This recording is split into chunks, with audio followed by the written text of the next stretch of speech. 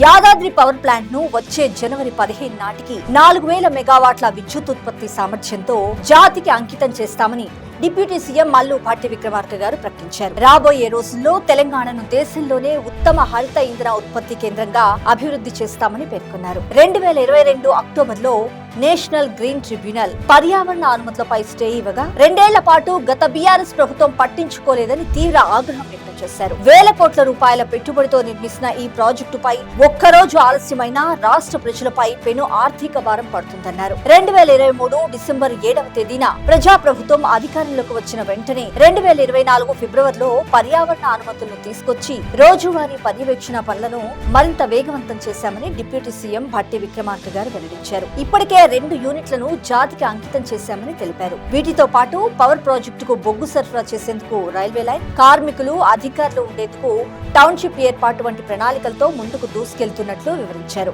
Yadadri power plant పరిసర గ్రామాల్లో CSR నిధులతో ప్రపంచ స్థాయి విద్య, కార్పొరేట్ వైద్యాన్ని ఉచితంగా అందిస్తామని డిప్యూటీ సీఎం భట్టి విక్రమార్క గారు ఈ సందర్భంగా హామీ ఇచ్చారు. మరోవైపు భూములు కోల్పోయిన 500 మందికి కారుణ్య నియామకాల కింద ఉద్యోగ పత్రాలను మంత్రి కోమటిరెడ్డి వెంకటరెడ్డి గారు, ఎమ్మెల్యే లక్ష్మారెడ్డి గారు, ఎమ్మెల్సీ శంకర్ నాయక్ గారితో కలిసి డిప్యూటీ సీఎం మల్లు భట్టి విక్రమార్క గారు ప్రజాభవన్ లో అందజేశారు.